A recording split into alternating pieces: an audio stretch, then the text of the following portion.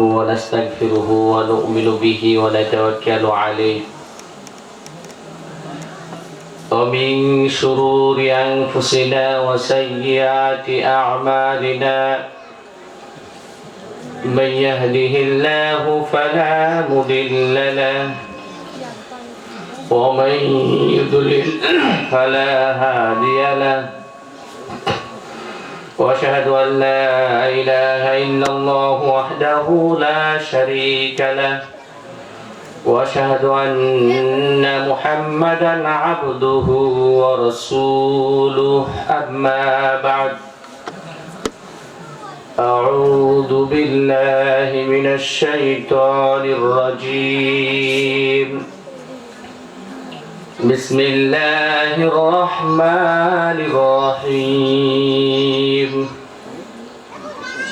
يا أيها الذين آمنوا اتقوا الله حق تقاته ولا تموتن إلا وأنتم مسلمون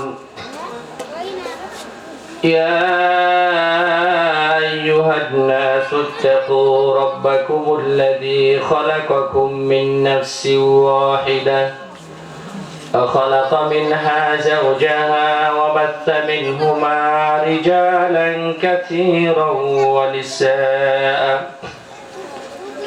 واتقوا الله الذي تساءلون به والأرحام إن الله كان عليكم رقيبا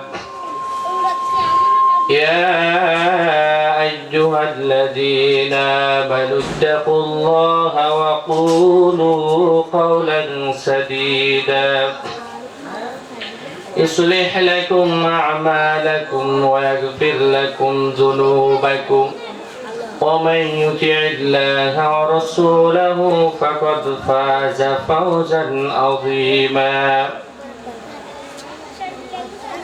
وبعد فقد قال الله تعالى في كلامه المجيد يا أيها الذين آمنوا اجتنبوا كثيرا من الظن إن بعض الظن إثم ولا تجسسوا ولا يغتب بعضكم بعضا أيحب أحدكم أن يأكل لحم أخيه ميتا فكرهتموه واتقوا الله إن الله تواب رحيم যাবতীয় প্রশংসা সেই মহান মালিকের, যিনি আসমান জমিনের মাঝে যা কিছু আছে সমস্ত কিছুর একচ্ছত্র মালিক, একচ্ছত্র অধিপতি, যার মালিকানায় কোনো অংশীদার নাই। সেই মহান মালিকের কৃতজ্ঞতা জ্ঞাপন করি বলে আলহামদুলিল্লাহ। দরুদ ও সালাম বর্ষিত হোক সর্বকালের সর্বশ্রেষ্ঠ মানব, যার উপরে আসমানের সর্বশেষ ও চূড়ান্ত বার্তা পবিত্র আল কোরআন নাজিল হয়েছে, যার মাধ্যমে আল্লাহ তাআলার মনোনীত দ্বীন ইসলাম পরিপূর্ণতা লাভ করেছে। সেই মহান মানবের প্রতি অসংখ্য অগণিত দরুদ ও সালাম বর্ষিত হোক বলে সাল্লাল্লাহু আলাইহি ওয়াসাল্লাম। সম্মানিত উপস্থিতি, দারুল হিকমা আল ইসলামিয়া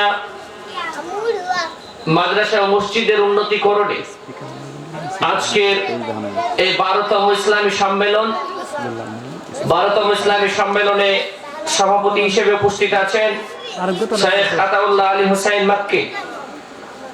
প্রধান আলোচক হিসেবে আলোচনা পেশ করবেন আব্দুল্লাহ বিন ইরশাদ, আর বিশেষ বক্তা হিসেবে উপস্থিত থাকবেন আরজু হোসেন সাব্বির। আল্লাহ তাআলার নিকটে কেমন বাক্যে প্রার্থনা, আজকের এই সম্মেলনটি শুরু থেকে শেষ পর্যন্ত যেন সুশৃঙ্খল ও শান্তিপূর্ণ পরিবেশে অনুষ্ঠিত হয়। আল্লাহুম্মা আমিন। সম্মানিত মুসল্লিবৃন্দ, সম্মানিত উপস্থিতি, আজকে আমার আলোচনার বিষয় হচ্ছে গীবাত বা পরনিন্দা। আলোচনায় প্রবেশ করব শুরুতেই কিছু কথা। আমরা এই দুনিয়ায় ক্ষণস্থায়ী সময় নিয়ে এসেছি, চিরস্থায়ী থাকার জন্য আমরা আসিনি। বিশ্বনবী মুহাম্মদ সাল্লাল্লাহু আলাইহি ওয়াসাল্লাম আমাদেরকে ইনফরমেশন দিয়েছেন, তিনি জানিয়েছেন যে আমারু উম্মতি মা বাইনা 60 ইলা 70 ওয়া আকাল্লুহুম মা ইয়াজুজু যালিক। মুহাম্মদ সাল্লাল্লাহু আলাইহি ওয়াসাল্লাম বলছেন আমার